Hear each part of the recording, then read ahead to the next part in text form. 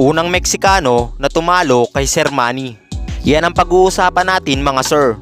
Pero bago natin simulan ang video na to ay make sure na nakasubscribe ka na at hit mo na rin yung notification bell para updated ka sa mga video na gagawin ko kagaya nito.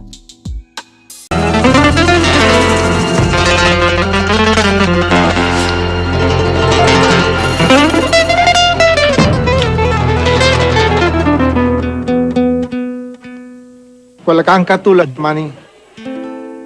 Parang San Miguel beer. For me, this is the best beer. Oh, straight? Si Sir Manny nga ay kilala natin bilang respetadong tao sa iba't ibang bansa, lalo na partikular sa Mexico. Sa dami na nga ng bilang na tinalo ni Sir Manny ng mga Meksikano ay umabot na ito ng 13. Ang 4 dito ay half Mexican. Napakadami na nga nun mga sir. Halos lahat nga dito ay mga champion at kilala sa buong mundo katulad nila Barrera, Marquez, Margarito, Morales at Diaz. At ito na nga ang unang Meksikano na nagbigay ng talo kay Sir Manny.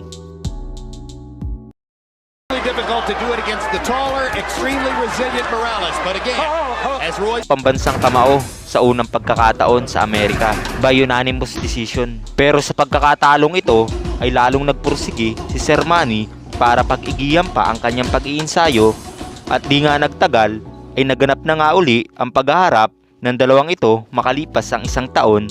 Sa kanilang muling paghaharap ay ramdam ang paghihiganti ng ating pambansang kamao. Sa muli nga nilang paghaharap ay pinulbos nito ng husto ang Meksikanong unang tumalo sa kanya. Sa laban na ito ay 2 beses pinatumba si Erik Morales at tuluyan ng umayaw at napapailing-iling pa dahil nga sa lakas ng suntok na binibitawan ni Sir Manny.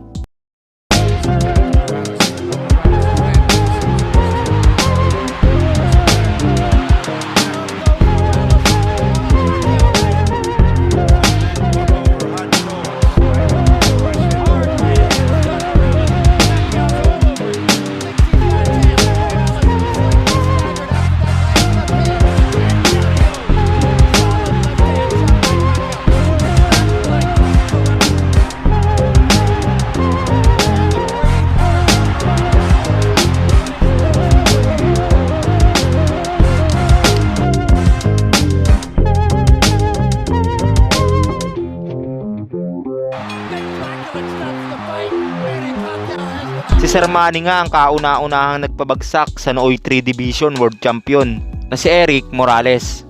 Sa laban nga ni Kit Thurman sa ni Sir Manny ay naisipan pasyalan ni Erik Morales itong kaibigan niyang si Sir Manny.